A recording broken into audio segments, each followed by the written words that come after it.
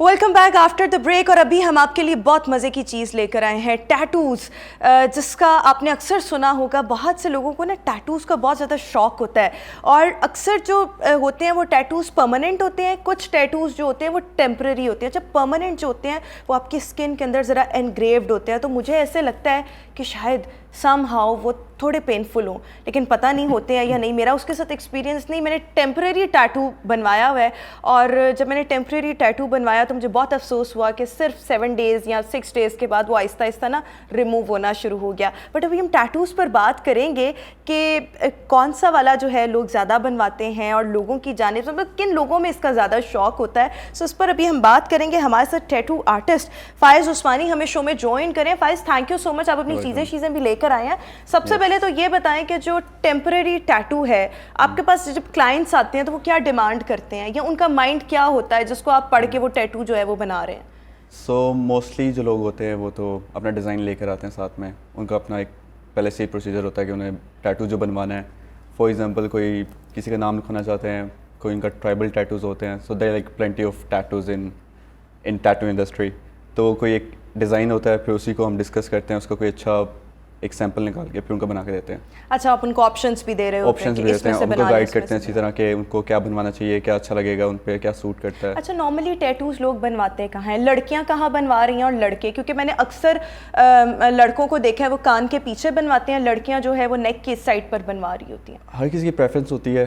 कई होते हैं कि जो जिनको विजिबल टैटूज़ चाहिए होते हैं, कई कहते हैं कि हमें थोड़ा सा छुप के चाहिए ताकि सबको नज़र ना आए, because it's against the norms in Pakistan. बिल्कुल बिल्कुल, तो ये मैंने बहुत से लोगों को देखा है, वो कहते हैं बना दें लेकिन ज़रा शर्ट के अंदर आ जाए या किसी को ज़्यादा पता ना लगे। जी, किसी फैमिली को, अक्सर लोगों की फैमिली को होता है कोई इशू होता है, और कई पेरेंट्स भी इतने ज़्यादा ओपन होते हैं, उनको इशू कोई होता है कि टैटू बनाने के लिए साथ आए होते हैं अपने बच्चों के।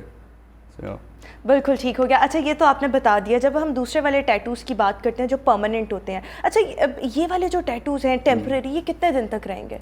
Temporary tattoos almost 2 weeks, 2 weeks यानी 14 डेज। 14 डेज, कई ज़्यादा भी रह सकते हैं, अच्छा, डिपेंड करता है। अगर इतना सा टैटू है लेट्स से, तो वो क्या क्या उसकी प्राइस होगी जो टेम्परेरी टैटू होता है? प्राइस मिनिमम तो 500 है, लेकिन एक्सीड करती है।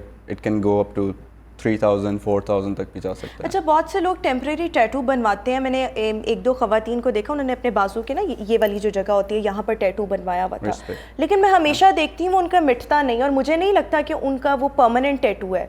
वो क्या फिर खुद ही से किसी मार्कर वगैरह से उसको बनाते रहते हैं, क्या करते हैं? खुद से उसे फ्रेश करते होंगे। कैसे फ्रेश करते हैं? जिसने खुद मार्कर से लगा देते होंगे, या तो फिर ऊपर कोई ना कोई कोई चीज़ यूज़ करते होंगे। अच्छा, ठीक हो गया। बट थिंग इज कि अगर आपने एक दफ़ा टेम्परेरी टैटू करवाया है तो वो प्रॉब्ली स्टिकर्स होते हैं या तो फिर स्प्रे होते हैं।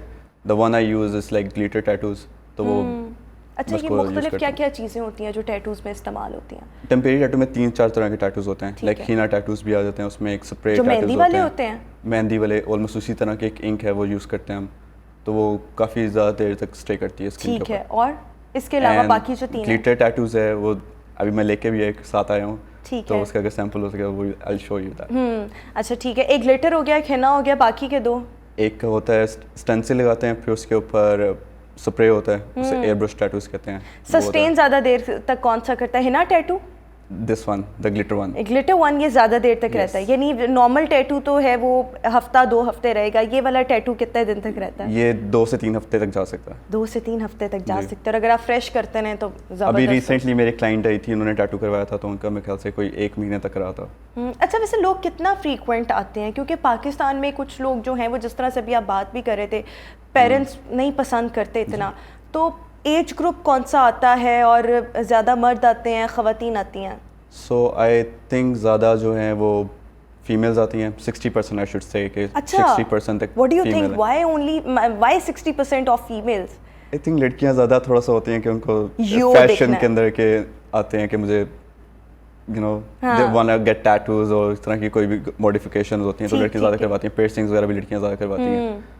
तो लड़कियां 60%, लड़के 40%। बट एज ग्रुप आपने जो बात की तो उसके मिनिमम तो 14 अलाउ होते हैं, लेकिन उनको पेरेंट्स के साथ आना पड़ता है 14 से लेके 18 तक। अच्छा, ये आपके रूल्स हैं? 18 बिलो का टैटू नहीं होता अगर वो पेरेंट्स के साथ ना आए तो। अगर वो खुद आ रहे हैं तो देन उनका आईडी कार्ड होना चाहिए उनके पास कि वो। इतनी मुश्किल से आप उनका टैटू ही तो बनवाना है। एटलीस्ट उनको पता होना चाहिए कि वो बंदा 18 प्लस है और जो भी कर रहा है वो उसका कॉन्सेंट फॉर्म होता है, हम उससे वो भी साइन करवाते हैं कि they are mature enough to get a tattoo, ताकि वो बाद में रिग्रेट ना करें ना इन फ्यूचर, टैटू बनवा लिया बाद में कि यार मैं क्या करवा लिया था। अच्छा, ये तो फिर मेरे ख्याल में परमानेंट टैटू पे ज़्यादा होता है। परमानेंट टैटू पे टेम्परेरी के लिए कुछ भी नहीं होता, टेम्परेरी के लिए जो मर्जी है इसको पा सकता है। बिल्कुल ठीक। अच्छा, जब हम परमानेंट टैटू की बात करते हैं तो वो किस तरह से, उसमें क्या क्या चीज़ें आप नॉर्मली यूज़ कर रहे होते हैं?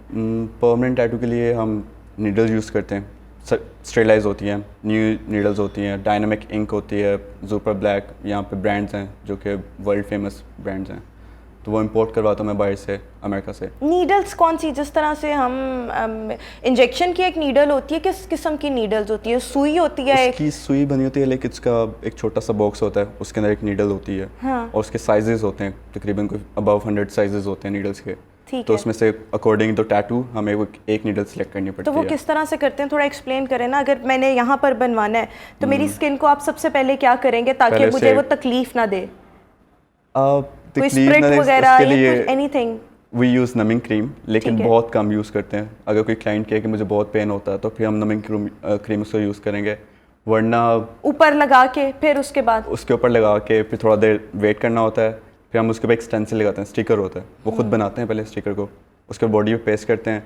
When you okay with your tattoo और उसको अच्छा लग रहा हो, फिर उसके बाद हम परमानेंट करते हैं। ऐसा नहीं होता एकदम से अच्छा, वो आपने पहले आपने नमिंग क्रीम लगाई जिससे नम हो गया वो हिस्सा या सुन हो गया, फिर उसके बाद आपने ऊपर स्टिकर लगाया। स्टिकर इसलिए लगाया कि ज़रा आप उसको प्रॉपर तरीके से शेप अप कर सकें, ठीक है, जो भी आपने चीज़ बनानी है। स्टिकर रिमूव किया या उसी के साथ स्टिकर रिमूव करते हैं, फिर उसका एक डिज़ाइन नीचे रह जाता है, नीचे डिज़ाइन रह गया। अब आपने नीडल पकड़ के तो उससे आपने कार्विंग शुरू कर दी, जैसे फर्नीचर पे कार्विंग होती है ना, सो इस तरह से आपने स्किन के ऊपर कार्विंग शुरू कर दी। जो आप कर रहे होते हैं सो वो ब्लड वगैरह निकलता है वैसे?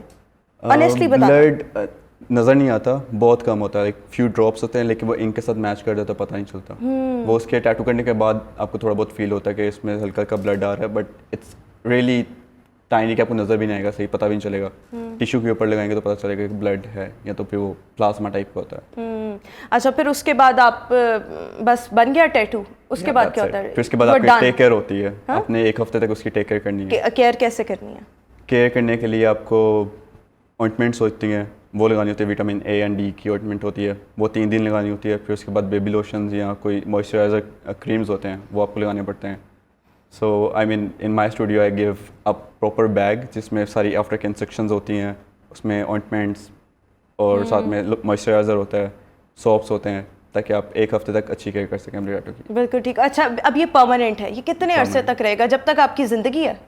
ये क्या इसका थोड़ा सा 10 साल तक रहता है, लेकिन परमानेंट होता है। 10 साल के बाद ये फेड होना शुरू हो जाता है, क्योंकि आपकी स्किन जो होती है वो श्रेड करती है।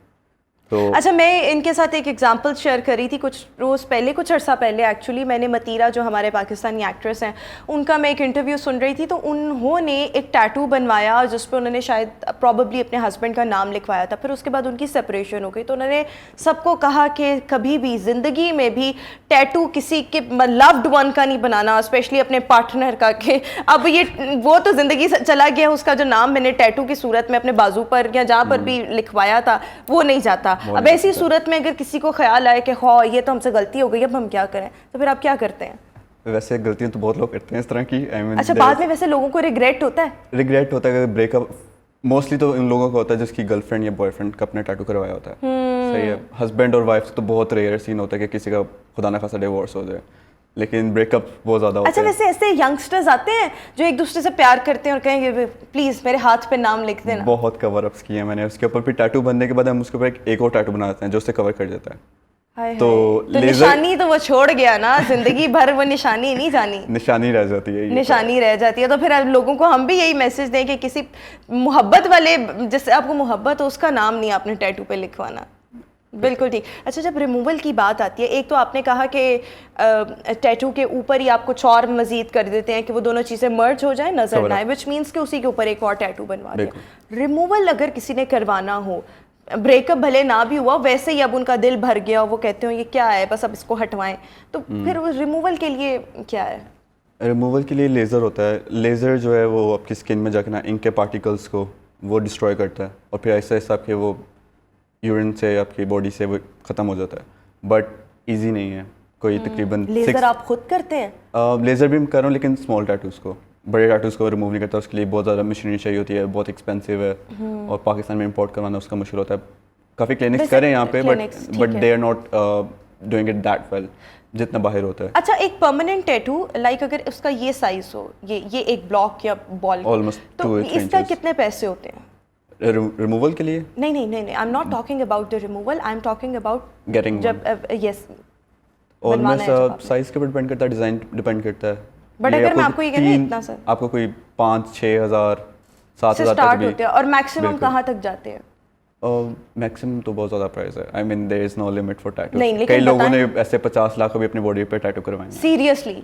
वो पाकिस्तानी थे? पाकिस्तानी। क्या शौक क्या था उन्हें, मतलब 50 लाख और फिर वो होगा भी बहुत बड़ा टैटू, क्या उसकी खासियत क्या थी? उसकी पूरी बॉडी पे था, एक पैचेस होते हैं, लाइक आपने एक बाजू पे बनवा लिया, टांगों पे बनवा लिया, बैक पे बनवाया काफ़ी बड़ा उसने, तो वो हर जगह से बनवा के आता है। मेरे क्लाइंट्स भी ऐसे हैं जो कि इटली से आते हैं, टूरिस्ट होते हैं, पाकिस्तान में आके विज़िट करने आ रहे होते हैं, फिर कोई ना कोई सिंबल बनवा लेते हैं। एक मेरी कैनेडियन क्लाइंट थी, उन्होंने रिक्शा बनवाया था अपनी बॉडी के ऊपर, और एक वो था इटली का भी रिसेंटली बनाया था, उसने बादशाही मस्जिद का ना एक वो टॉम्ब होता है जो ऊपर, वो बनवाया था मुझसे।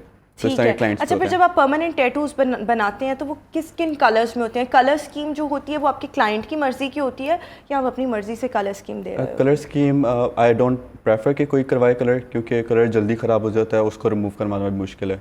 ठीक है। Black colour you go for only black? I only go for black, but अगर किसी को डिमांड होती है कलर की तो वो कलर भी करते हैं फिर हम। अच्छा, और एक हम जब एज ग्रुप की बात कर रहे थे, आपने कहा 60% off your clients are like females. Age group जो है वो आपने कहा कि 14 साल से तो हम करते नहीं, वो भी 14 साल से स्टार्ट होता है। 18 साल की उम्र से पहले तक बच्चों को पेरेंट्स के साथ आना पड़ता है। वैसे मेरे ख्याल में 18 साल से पहले कोई परमानेंट वाला तो करवाता नहीं होगा। एज लिमिट क्या है? आपको क्या लगता है आपके क्लाइंट्स जो हैं वो इस एज लिमिट तक हैं, इससे ज़्यादा बड़ी उम्र के नहीं हैं? मेरे पास 18 तो प्लस आते ही हैं ऑब्वियसली, और अबव मेरे ख्याल से 55 तक के भी एज के लोग हैं। अच्छा, 55 तक के। मुझे ऐसे लगता है ये जो शौक होता है ना वो ज़्यादा कॉलेज एज का होता है, ये जो यूनिवर्सिटी गोइंग बच्चे होते हैं, यंगस्टर्स में ये शौक ज़्यादा होता है। जैसे जैसे आप बड़े होते हैं तो वो फिर आप मैच्योर होने लग जाते हैं, तो वो फिर आपको इन चीज़ों का शौक नहीं उस तरह से रहता। वैसे ज़्यादातर मेरे ख्याल से क्लाइंट जो एज ग्रुप है, आई वुड से कि वो 25 to 30 के अराउंड ही है। बिल्कुल ठीक हो गया। थैंक यू सो मच फाइज, आपने हमें टैटूज़ के बारे में बताया, और किसी ने भी अगर टैटूज़ बनवाने हो तो वो फाइज के पास जा सकता है। टेम्पररी बनवा लेना, परमानेंट के बहुत मसले हैं। वैसे कि आप बनाते कहाँ पर हैं? जगह या ऑफिस वगैरह कहाँ पर है? स्पार्कलिंग टैटूज़ के नाम से है मेरा, डिफेंस में फेज़ 1 में। बिल्कुल ठीक हो गया, ठीक हो गया। थैंक यू सो मच फाइज, आपने हमें शो में ज्वाइन किया। इन्होंने खुद नहीं टैटू बनवाया हुआ? कहाँ बनवाया? अपने बाजू पे, यहाँ पे है ये मैंने। Is it permanent? That's permanent. अच्छा, मैंने कहा ये दूसरों को बनाते हैं, खुद क्यों नहीं बनाया, ये तो पूछा बना हुआ है। चलें, थैंक यू सो मच फाइज, आपने हमारे शो के लिए वक्त निकाला। अभी एक ब्रेक के बाद वापस आएंगे। Good morning.